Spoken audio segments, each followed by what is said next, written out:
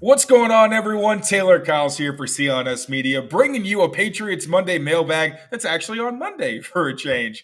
This podcast is powered by our friends at FanDuel. More from them later. But, Mike, it was a pretty busy week last week for the Patriots.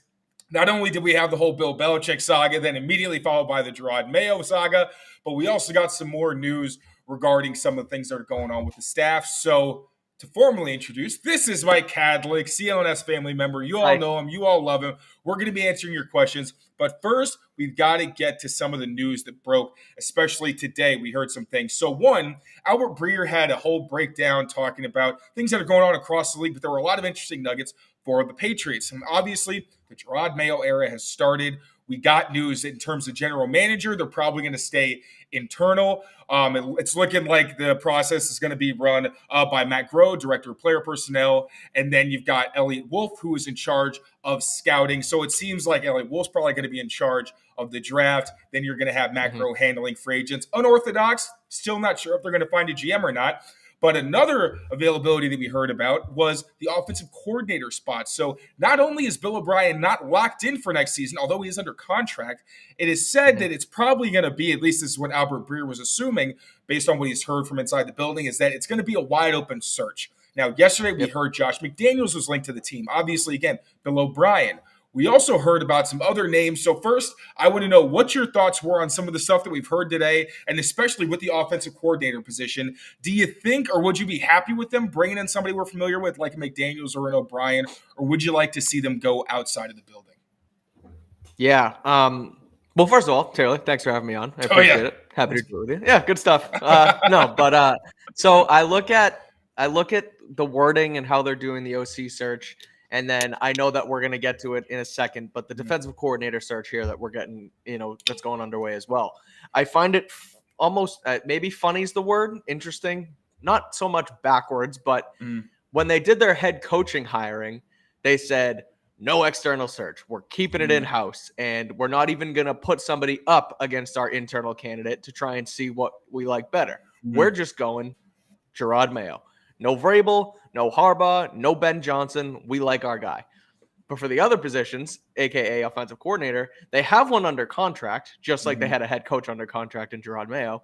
But they're still going to wide open the search, and they're still going to allow Bill O'Brien to interview for the job. So I kind of looked at the head coach thing, and I was like, oh, well, if they look outside and they give the job to Mayo, it's kind of like a backhanded compliment. Like, well, we didn't like anyone better than you, so we're going to keep you. And that's kind of how I feel what could happen with Bill O'Brien here, because the way Breer worded it was, I think the way it said anyway, was that he was going to get an interview. And so they're going to interview their current offensive coordinator for the offensive coordinator position.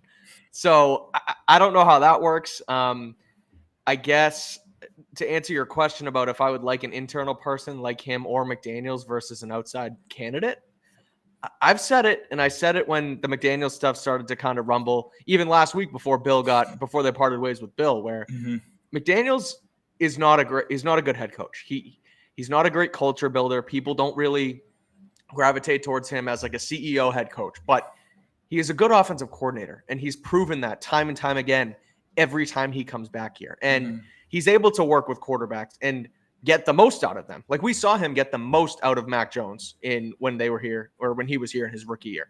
Then he went on and Mac, did his thing. So I half joke, half kind of seriously posted when the McDaniels thing came out that, look, maybe he can even come back and fix Mac. And I don't know if that's going to be his prerogative or if he's going to want to do, work with somebody else. But long story short, he's a good OC, so I wouldn't hate that hire. I also wouldn't hate O'Brien coming back, but I wonder how that works. Again, like I said, if they do a wide open search versus, if they do a wide open search and then bring him back, that kind of looks backwards. But I also kind of like the idea of going completely out of house. You look at guys like Shane Waldron in Seattle, who is going to be off their staff because Pete Carroll got fired, and maybe they keep him around. But like guys like that, new age, completely like. Does McDaniels' offense work? Yeah, but it's a little bit stale, and kind of want to maybe bring someone in who you're going to pair with a new quarterback. So we'll see what happens. But at the end of the day, I do like the term wide open here, and I do think it's worth exhausting your options and not just keeping it in-house with Bill O'Brien without even looking at another candidate.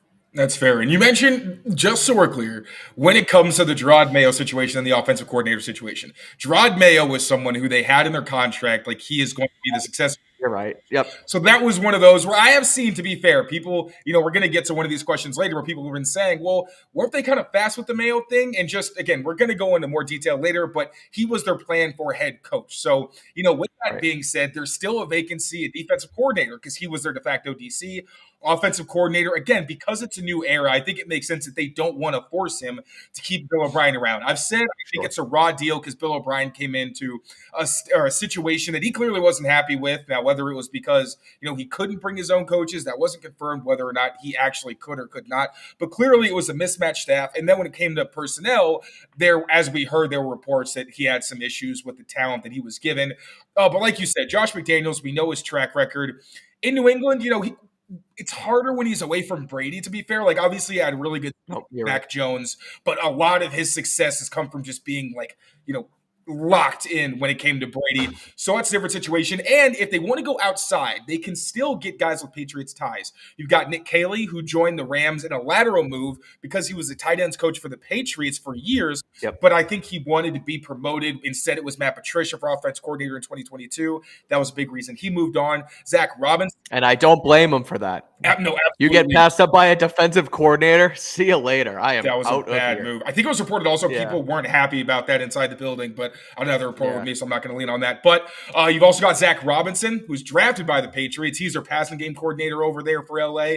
You also have Wes Welker, who we know that Belichick never got on good terms with. So there was never a chance he was going to be on their staff.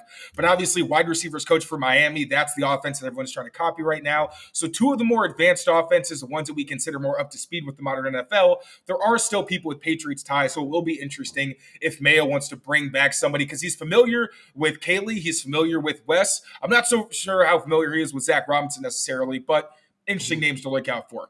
Another one, this is a coaching name that's actually been confirmed to have been with the Patriots, Tem Lukabu. He interviewed for their defensive coordinator position, which is actually pretty interesting because we also heard that Steve and Brian Belichick were offered to stay into the future with New England rather than it just being assumed as we thought that they would probably go with their dad.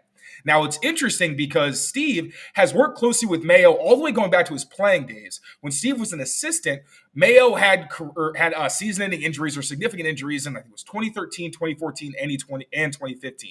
So he worked and watched a lot of film with Steve. Now, fast forward, Jerod Mayo becomes de facto defensive coordinator and linebackers coach. Steve, while Mayo was a coach, he was with the safeties. I think that was his last year with safeties. Then he transitioned to be co-linebackers coach with Mayo, and he became the play caller while Mayo was the coordinator. So there's a lot of deep connection there.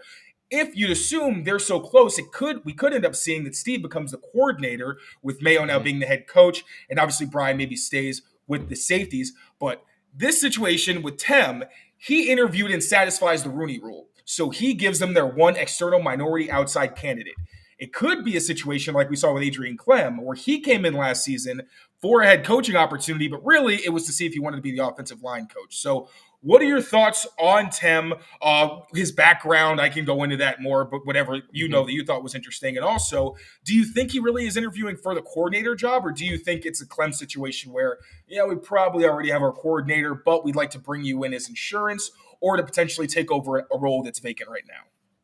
Yeah, I look at it similar to the offensive coordinator situation where, we have an internal candidate right now in Steve Belichick who, as reported, like you said, by Breer, that, Steve will have an opportunity to come back. I kind of think that might mean that he'll have an opportunity to come back and interview as the defensive coordinator. And so it sort of feels like an open thing, just like the OC position is. And so, like you said, Lukabu, I don't know how to say it, but Tem Lukabu he was the defensive coordinator at BC for a couple of years under Jeff Hafley. So local ties there. I know that the Patriots staff has always sort of been close with BC. They go to their practices a lot and kind of help and work and learn from them. So I'm sure there's a connection there.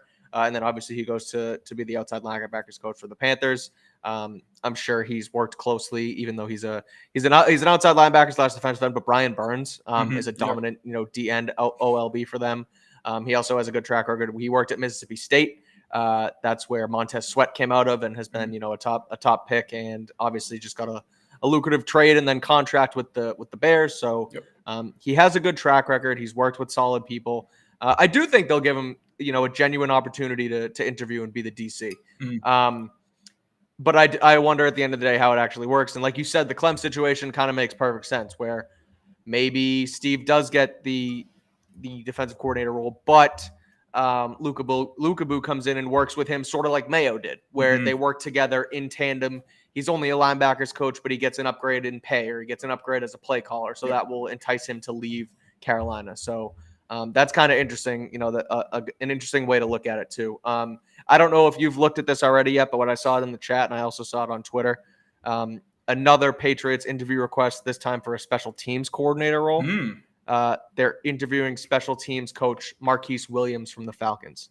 Okay, I did not actually see that. Was that while we were live? I didn't know if you were working. Yeah, that happened about 5 to 10 minutes ago. Yeah. So they're opening up everything here. They're really getting the gears turning on the coordinator roles, which is good. This is another minority candidate, so that would also, in theory, suffice their Rooney Rule if that's what they're looking to do. Not looking to do here, but that sort of ties into that, where they're expanding the search. They're doing the full thorough search.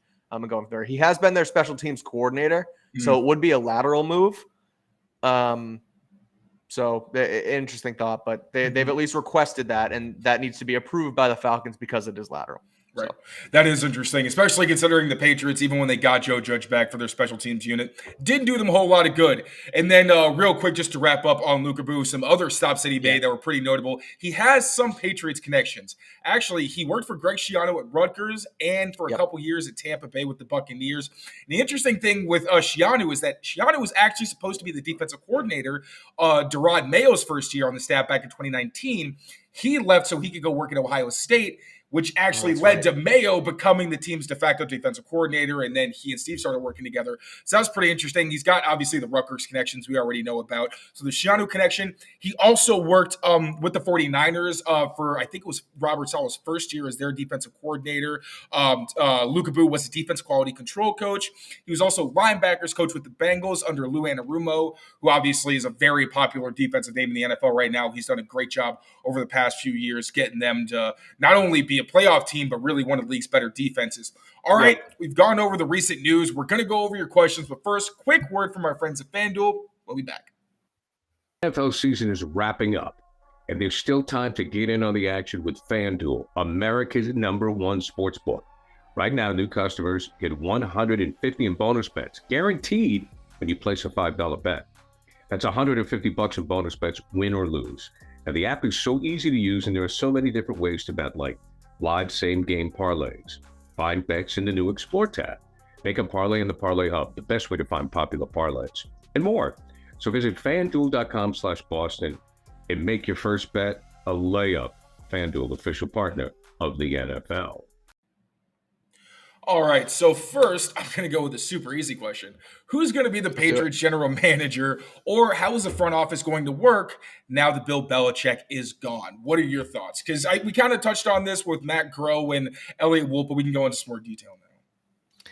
Yeah, I mean, reporting-wise, as of right now, it looks like they're not in a rush to hire a true general manager. They might not hire one at all. At least according to Phil Perry, he added that nugget that, when everyone was sort of going rogue and flipping out about the report that they might wait until after the draft, Phil even added that they might not hire one at all. So right now it sounds like Elliott Wolf, Matt Groh are sort of going to head up the personnel department right now and see where it goes with input from Jerod Mayo. So that's what it's going to look like. I don't know if post-draft they do end up hiring an additional executive, but look, I'm going to be honest, and I know we were texting about it, earlier this weekend, and to kind of calm down about it, but I don't know. I don't like the idea of this already happening. Like, look, on one hand, I get that, they've done the work, and in firing, moving on from Bill Belichick as head coach, you weren't really firing him as head coach. You were firing him as general manager. You're taking away his final say and empowering your scouting and, personnel department that much more. So when looking at it through that lens, I understand, what, they've done the work. Let's give them a chance to actually run the thing. But at the same time, they were still working with Bill, and they ultimately were still scouting guys like, Tyquan Thornton. And, like, look at whether whether Bill Belichick was the one who gave the green light on the Tyquan pick versus, X, Y, and Z, or if everyone keeps going now to Puka Nacua or instead of Chad Ryland, like things like that. Like those are the questions will never ultimately get answered. I know that it was reported, I forget what expose story hit on the fact that they didn't like A.J. Brown and Deebo Samuel because they were joking around together in their meeting, and N'Keal Harry was all ball, and he was friends with Herm Edwards, so that's why he took N'Keal. But, like, that's the kind of stuff that it's like, if Groh and Wolf were telling him to take A.J. Brown and they didn't, fine, I'll let them head up the scouting department. But if they're also the guys that are kind of banging on the table like, no, let's take Cole Strange at 29, I don't know if I like that. So it's almost like if you're going to clear house and fire your general manager, let's do a full search and bring someone else in. And I know it's jumping the ship, and I know it's kind of like harping on something for maybe no reason. But look, I just think that this is the all hands on deck, blow it up type offseason where you have the third overall pick, you have all the cap space. Like, maybe let's look external and get someone in here to run the operation immediately so that a guy like Jonathan Kraft or even Robert Kraft can't step in and be, the meddler that they don't want to be. So that's kind of my take on it. I don't know what you think, but that's my thoughts on the GM search or lack thereof. I mean, the thing is, it's unconventional, and that's why I understand that people are not happy with it. Exactly. I also think that it's odd not having a direction. Like, okay, so you're either putting Jerod Mayo, because it was said that he's going to have significant input. So I'm assuming that Jerod is going to set the foundation for what he wants the franchise to be. I'm sure that the Crafts are trying to set him up to have some, maybe not the same as Belichick, but I think, considering they know he has this experience in business and, they want the organization to kind of be through his vision, I do think that he, maybe not final say, but they're going to start looking and drafting towards whatever his mentality is. Now, I think it also helps if you have someone who he doesn't have to have so much of that responsibility thrust on him. And that's why it's interesting where they're going to go because, you hire a general manager where he and Jerod have the same vision, but Jerod doesn't necessarily have to worry as much. And that is just that one person's specific goal, whereas his is to set the tone for the organization while still focusing more on coaching. But again, he's also been involved in business ventures and things that aren't just football. So I think if there's anyone to give that kind of responsibility or input to, it's him. But they even said they didn't give Belichick full control until the third year, and he earned it. I'm sure they're not rushing to put a lot on Mayo's plate, just maybe what he can handle and what they've already previously discussed. Now, so I wonder, who is ultimately going to have final say here when it's all set? Like right now, who is the lead man? And that's what I wonder, and that's what I don't like not knowing that. Yeah, I agree. It just I don't. It seems very murky right now, and I don't like that. I think it's going to be Groh for free agency. And I think it's going to be Wolf for the draft. Now, I also think it's going to be a collaborative effort. And what do we keep hearing from Mayo? Like, I'm going back to stuff that he's been saying for years. Like, he is good with collaborative effort. He always talks about how he can work with all these different types of people and the culture. Like, these are things he's been thinking about for a long time. I actually even watched a video where it was talking about they were interviewing him and he wasn't a player, but he was doing business. And he said that if the Patriots ever got blown up, it would be kind of like a business case study. And he's a businessman. I'm sure that he's literally studying what's been going wrong for them. So I think that, again, it's going to be a collaborative effort where these guys are going to try to get on the same page. The scary part is that can go wrong so easily for you. That's what I was just going to say, Taylor, is like, okay. It's a lot of chefs. It's a lot of cooks in the kitchen. And then when something goes wrong, they're going to use the word collaborative to their advantage, and everybody's going to go like, this decision, not mine. So it's almost like you need to have one person who is ultimately responsible. Because, even – we all knew Belichick had final say, but then over the last couple seasons, they've used this word collaborative, and they've allowed more cooks in the kitchen. And he said it on I think he said it on the Greg Hill show on WEEI a couple months ago. Well, no, I can't do that all on my own. I need help. But if you don't know exactly what's going on in personnel, and then you have final say, or do you have final say? It got murky, and that's when all the fingers started to get pointed, and nobody really knows who is the lead man in charge. So that's why whether you name a general manager or not, it's almost like you need one single point person to be able to take in all the information and say, okay, this is what we're going to do, and here's why. And again, I do think and I struggle to say this because I don't know. Again, they said they don't want to give Mayo too much control, or the final say does have to be earned.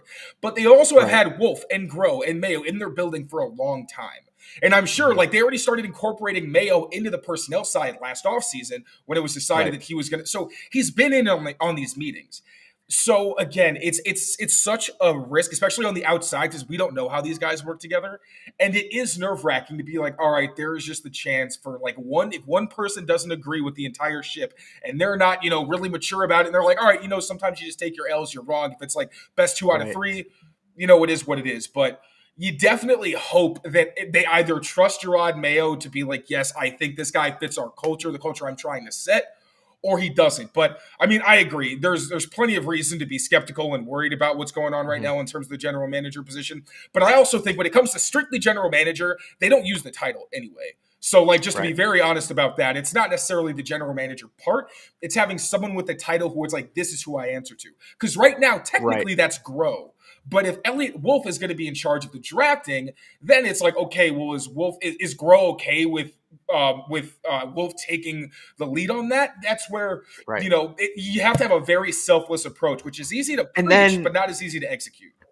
And then you look at it too. It's like, okay, if someone's in charge of pro personnel and someone's in charge of college personnel, but they have different visions of what kind of personnel they want for their scheme, it's like you draft these guys, but then you bring in guys or trade for guys or whatever, sign guys that don't fit the mold. And then you have two groups of people. Like, if you just need to make sure they're all on the same page is basically what I'm getting at. And so that's why collaborative is good, but can also kind of, kick in the behind as well. And at the same time, like, any organization does have an archetype that they like. Like, it's not like these guys are going in fair. Where they're having different meetings. Like, these are collaborative, I'm using the word, but it's true because every organization has a vision.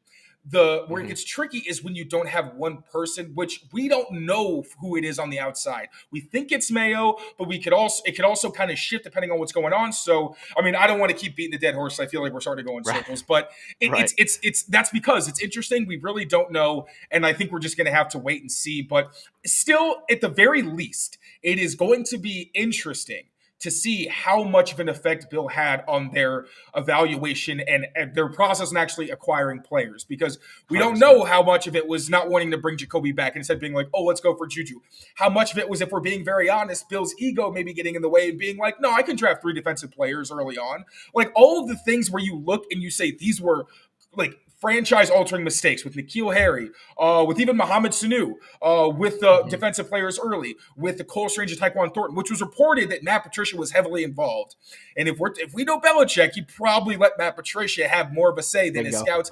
And then the reports also that scouts are leaving or they felt that they were unheard, which we were hearing from multiple people. Like, this isn't news that's being reported. I keep seeing people kind of phrase it as like the Crafts are just going on this whole like they're trying to make Bill look bad, and they're all covering their behinds, right? And even if you want to say that's true, where are you pointing and saying that's false? Because a lot of what's being reported sounds like stuff that Bill would do or that we've already known Bill has done. It's just we're getting everything because it's over. Why are people going to wait to report on these things? They're going to give you all the information they have on why the era ended. So, yeah, I mean, weird situation again, but we're one of those where I think we're just going to have to wait and see. And we'll know by free agency whether they're going in the right direction based on what kind of guys they acquire, let walk, et cetera.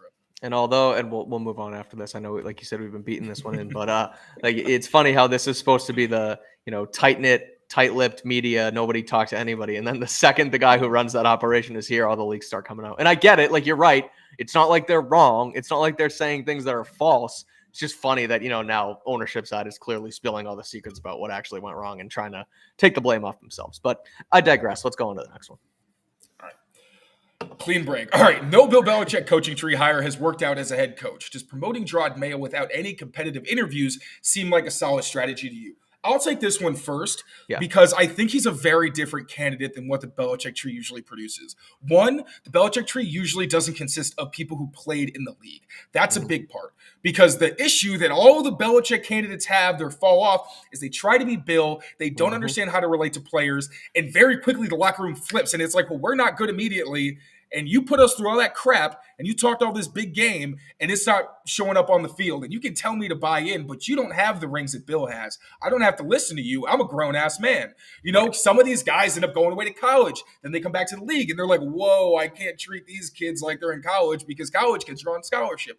They need to listen to you. Another thing, one of the only candidates or people on the Belichick tree that shook loose and had some level of success consistently was Brian Flores. A big part of him having success was the fact that he related to players. players. Being black, I'm sure, had a pretty significant part to do with that, because players will say it. If you ask them about certain coaches, especially black coaches, they often say that it's nice having a coach who looks like me, because sometimes there's just certain ways you speak to people, especially people from certain backgrounds, like we saw with Bill O'Brien, where you start, using the wrong kind of language, or you just don't understand how to communicate in the right way. And then it turns into, all right, we've got problems because I don't feel like you're respecting me. And it's just because they have very shared life experiences. So especially with Mayo having experience outside of football, it's not all football for him. He's actually gone to a business. He has a business background where he had to interact with people from different, he always says black, white, old, young, whatever. So I do think that he's set up to succeed much better. One, having been in the position where, yes, you learn from Belichick, both as a player who got, I'm sure there were plenty of things that Bill did that he didn't like as a player that he can learn from, then seeing it as a coach, and also having all the knowledge of all the people who have worked under Bill, gone somewhere else and failed. So I think Jerod Mayo is a very different situation. And I don't think I understand how it can seem rushed, but this was a plan. This was the Belichick. I mean, the Kraft family has known Jerod Mayo since he was 23 years old. Right. They got him into business. I think the only time they maybe weren't, as tight-knit was when he was in media. Right. So this is not someone that, they've seen from afar. They've literally watched him start a family, go through different ventures. So I don't think it was as much of a knee-jerk reaction as some of the reaction makes it out to be. I think this is a calculated, albeit a risk for sure, definitely a risk, but one that I think they took their time, thought it through, and I think it's a good move. Just one, we're going to have to wait and see how it goes. So I'm with you. I don't think it was knee jerk. I do think they did box themselves into it, adding this to his contract last offseason and saying this is the succession plan. But I don't necessarily think that is ultimately a bad thing. Like, they knew what they wanted and they made it happen. And they said, nope, this is what we want. We don't care who's out there. We want you to be our next guy, and we're going to put it in writing. Here it goes. The thing hits the fan. We got to do it a year early. They thought they were probably going to get 2 years out of Bill, set the record right off into the sunset, and then turn Mayo in. That wasn't the case. But to sign him to that, that contract clause last offseason, clearly this is what they wanted. So while they did box themselves into it, it is, this was their plan. Is it a solid strategy? That's going to have to remain to be seen, because, when we were on here last week before, I forget what day it was. I think it was before Bill ended up getting, before they parted ways, but I think it was after Vrabel got fired. It was that night. And what I said was I would go for Vrabel. And, I have a hard time thinking that Vrabel would be a bad hire as well. Like, I think that would be great. Absolutely. And I've said it and I was on time. But again, if Kraft was convicted, he was convicted in hiring Bill. I don't know. I don't think he was convicted of anything. I don't think he was convicted of any crimes. He almost was. Convinced Bill. He was convinced that Belichick was his guy, and he said it before he hired Pete Carroll. Like, he talked about it last week. He regretted not doing it the first time. So I don't think he wanted to go back on it now with Mayo and, look and think the grass is always greener, because maybe it's not always greener. So this is what they wanted. Is it going to work? We will obviously see. We have, he has plenty of time. I don't know, but is it a good hire? Yes. He relates to players. You said it. Everybody's talked about it. They've said it. Mac Wilson, it was funny. Thursday night, Mac Wilson was tweeting about, Bill Belichick leaving, and he was upset that Bill was leaving. And then the second it seemed like Mayo was going to be the guy, he was all for it. We want Mayo. So, look, if the players what a roller coaster of emotions for him. Saban, Bill, Mayo. And again, that's ultimately what matters, especially as what they want him to be, sort of a leader of men, a CEO, a guy who can tell others what to do in a way that, Josh McDaniels, frankly, doesn't, because people don't, respect it. And so I think it's going to be a good hire. We'll see what happens. And was it irresponsible to not look outside the organization? I don't know, but they boxed themselves in, and that's the decision they made. So it's going to be up to them and whether or not that works or not. Yeah. And I understand how it can be frustrating. They didn't even go and see what else was out there. 100%. But again, this is someone who's been in their building for a very long time. Right. And if there's one thing that Krafts do pretty well, it's spot talent. Their track record is pretty stellar. Now, Belichick gave them a long time where they didn't have to, we don't know what it's like in recent history, but I'll give them the benefit of the doubt until proven wrong, especially because, on paper, Jerod Mayo is an excellent. Literally, his first year as a coach, he was designated the defensive coordinator. Right. Even D'Amico Ryans started out as a quality control coach. Like, he even took a couple years before he was a linebackers coach, several years before he was defensive coordinator. And even a guy like Pete Carroll, Pete Carroll got fired from New England for all intents and purposes, but they still found a good coach. It just didn't work here. Like, he went on to win a national title at USC. He went on to, coach 13 years at Seattle and win a Super Bowl. So, like, they do know what it takes to be a head coach, and they've done it twice. And again, we'll see if it happens a third time. Exactly. All right, moving on. What is the priority going to be this offseason? Bring in new offensive weapons in free agency with the cap space, or try to re-sign players like Uche, etc. It's so funny seeing these. And, like, I understand why where Uche is listed. And I'm like, if you're going to mention a couple people, it's got to be Onwenu, Jennings, and then I feel like Duggar third. Jennings needs to be at the top of anybody's mentions when we're talking about Patriots free agents. But Jennings has surpassed Uche on that list, I think. It was the big three was Onwenu, Duggar, Uche, and now I think Jennings has made himself in, and I would put him ahead of Uche right now. To answer the question, what's the priority? It better be both. This should not be one or the other. You have the cap space. You have the number 1 or the number 3 overall pick. Like, you need new weapon in free agency. I guess we're talking, but still, you can make both happen. I'm not a huge proponent of the salary cap is completely fake, but if you can bring in a guy who understands and can, manipulate and move money elsewhere, I'm not a capologist. You should have Miguel Benzin on to, talk the whole cap, and he'll teach you the whole thing. But, long story short is they need offensive weapons and they need to re-sign their cornerstone players. They should do both. If you're asking me what should take priority, I would say offensive weapons, because they sort of filled in the defense in the draft last year. So, and I guess it doesn't work too well here with, the guys listed, but Keon White should step up, and Marte Mapu should step up, and Christian Gonzalez is going to be here. I know Gonzalez and Duggar don't play the same role, but as defensive core pieces, if you do lose those guys, the young guys can step up, where on offense you have virtually nothing. You need wide receivers, you need tight ends. Yeah, you do. And you need offensive tackles here. So number 1 needs to be offense, because last year's priority was the defense. And now without Belichick, I think Mayo probably understands that the offense needs a lot of help, and that should be everybody's number 1 priority heading into March.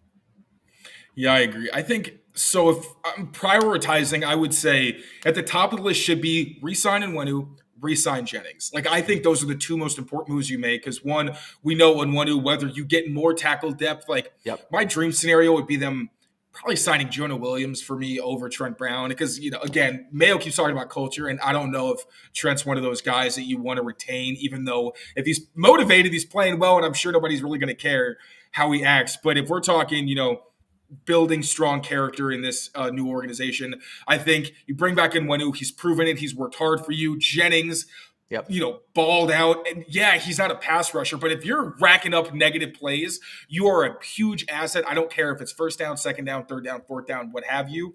So I think those are the 2 guys where it's these are homegrown talents who have played well for us. They had great years and contract years. You reward them. Then I think it becomes, okay, now we start allocating funds to an offensive tackle, like a Jonah Williams, if you want him to be on the left, or you want to kick Onwenu inside, put him at right, and then draft a tackle. That's kind of my dream scenario, where I think then you're really set, because you have 2 guys who can really play tackle, and Onwenu's in his best spot.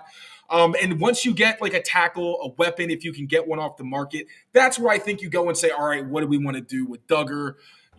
What kind of money is he demanding? What's he going to get on the market? Because honestly, he wasn't great last season. He still makes an impact, and, he's still an effective player. But the downside last year, I was just he can't be the priority that I thought he should have been. So him and Uche, I think, are kind of that second wave. But yeah, in terms of re-signing guys, I think Onwenu, and also extending Barmore, I'd even put that in there. Those would be my top 3 things I'd like to get done.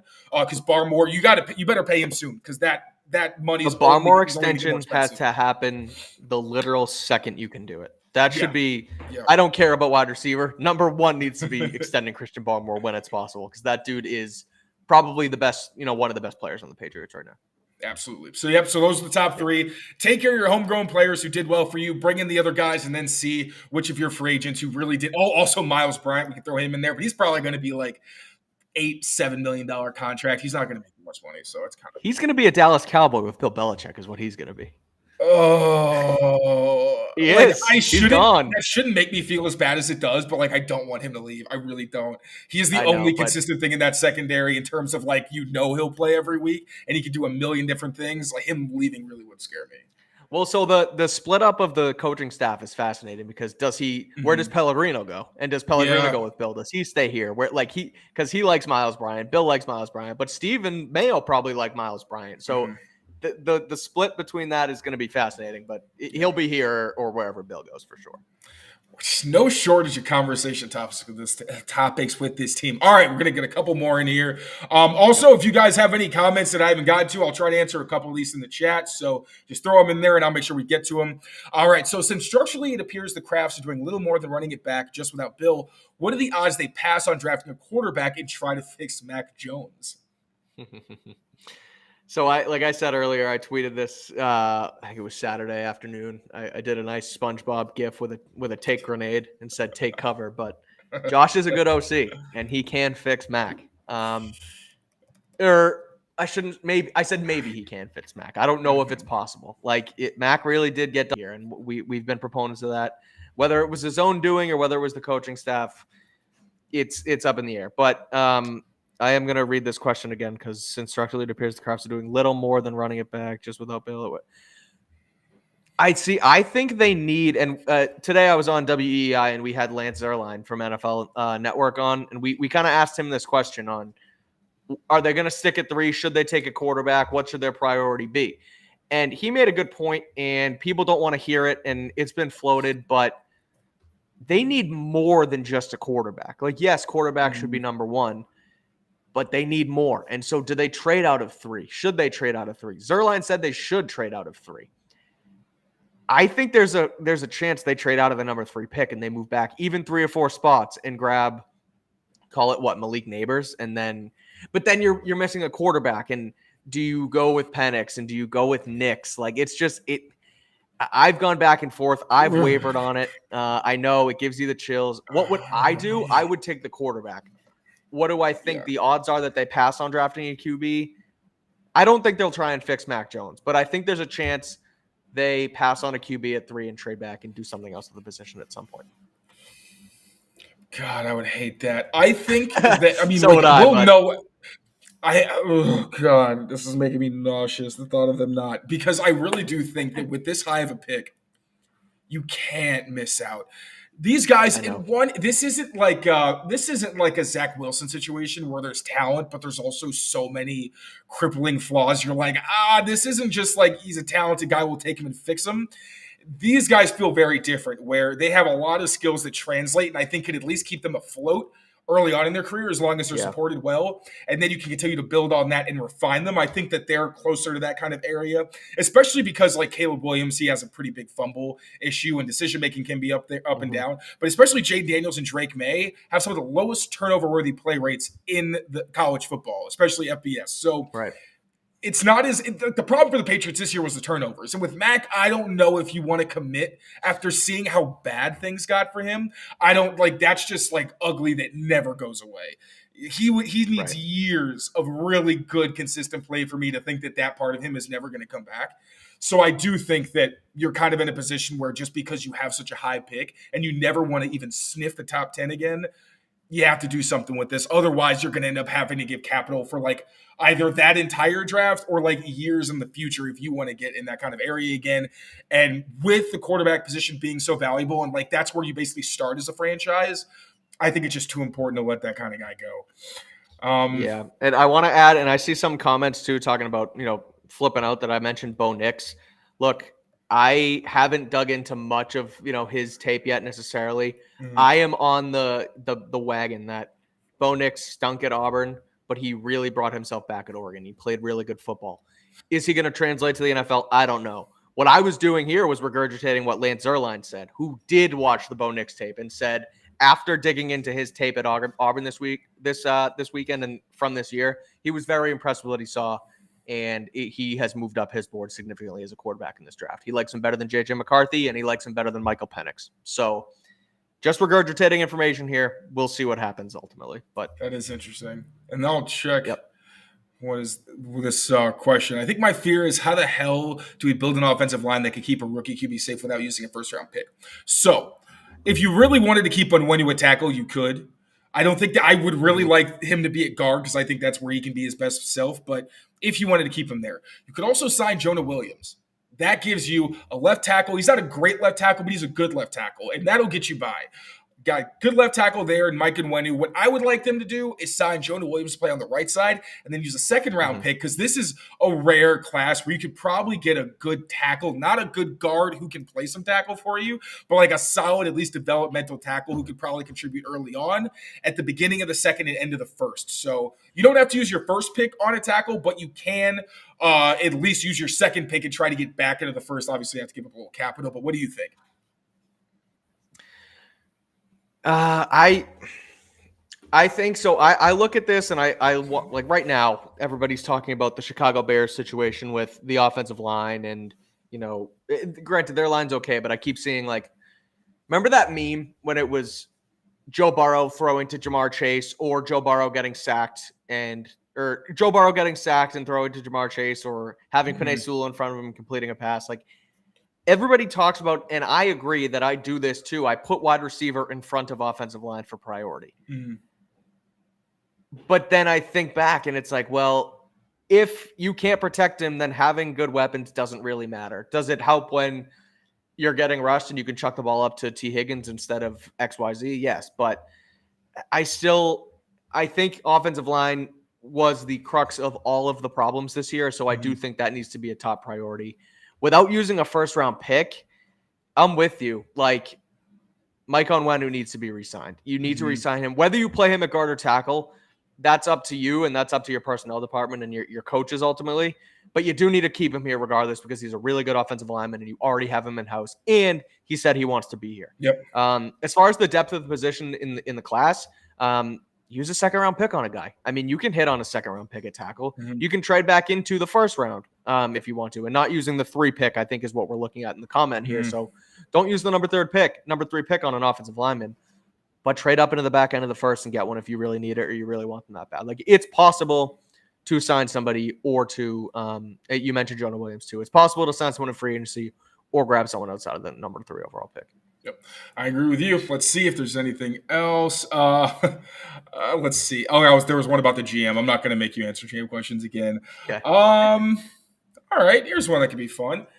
I'm not totally sure what it is, but do you have any idea what they need to give up to get the number 2 pick from Washington? Oh boy, I'll see. I'll look up the actual draft calculation formula.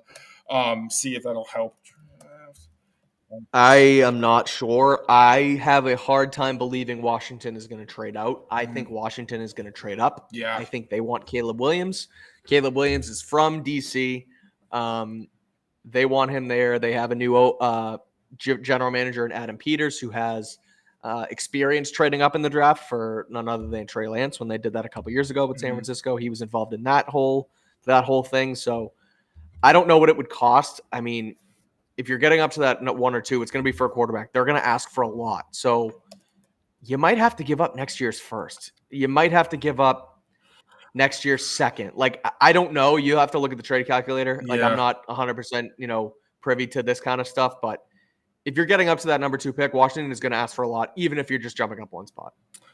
Yeah. So basically you'd have to give up your first, your third, your fourth, and then a little bit extra. You'd have to give up multiple picks, especially if you didn't want to give up your high ones.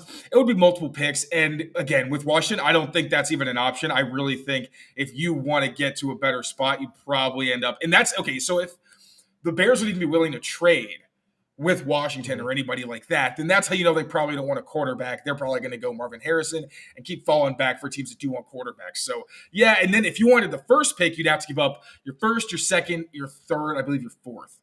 So you'd have to give up pretty much your entire draft for it. That's a haul. And that's if you wanted Caleb Williams, which I would think about it at least because I really do think Caleb is that kind of talent. And I think that there is a significant gap between him and the other guys. But at the same time, as Lance said, that's a lot to give up when you have a lot of other needs at the position. But it was a good question. And anything else you want to add before we get out of here? Watch the rest of this. I guess it's almost a Bills blowout. What's the score right now? I was going to say, I don't know. I thought I saw a tweet that Josh Allen went, or someone put it in the chat. Josh Allen went for like an 80-yard run or something, and he didn't slide or something crazy. But yeah, pull the Kenny Pickett. Yeah, I guess so. I don't know. The one thing I'll add though to this game that's interesting, it's 21-0 Bills. Mike Florio yesterday mentioned that Mike Tomlin could, take a break from coaching after the season with the Steelers. I don't know what you make of that, but I think that's relevant for what we're talking about here with coaching staffs and the Steelers and all that. So what do you think? Do you think he should leave? Do you think he would be? I don't know. I mean, I feel like if he was going to leave, he wouldn't want to coach elsewhere. Like, I think he would just take a step back entirely. Because if he wanted to just keep coaching, he should just stay in Pittsburgh because he has a cushy job there and they're never going to get rid of him. Like more of an advisory role, like a Pete Carroll. Yeah, exactly. Yeah. That's interesting. He's so young. I mean, yeah, it'd be hard to think he would stay out of coaching unless he really just took a break and like maybe took a year. But then you take a year off from coaching, you go back to the same team. That's a weird situation. You put like whoever the head coach is going to be in your stead. Like that's a weird situation. I don't know. That'd be interesting though. But I would think that he wouldn't want to be away from football. Maybe he would just step back into a different role. But yeah, that's interesting. We'll follow that. Yeah. But that's going to do it for us, everybody. Appreciate you all tuning in as always. Mike, before we get out of here, please let the people know what you got coming down the pipeline and what they should be looking at. All right. Let's see. The first ever WEEI.com Patriots Mailbag in the Jerod Mayo era drops tomorrow morning, 6 a.m. WEEI.com. So check that out. You can read all that. Same as always, WEEI.com coverage, Six Rings podcast over there. Check out that feed. Give us a follow. Give us a sub if you'd like. And follow me on Twitter for SpongeBob memes and Patriots takes at Mike Kadlick. So yeah, that's about where you can find me. Awesome. Appreciate you, brother. Appreciate you all for tuning in. Take care of yourselves. Take care of each other. Enjoy the game.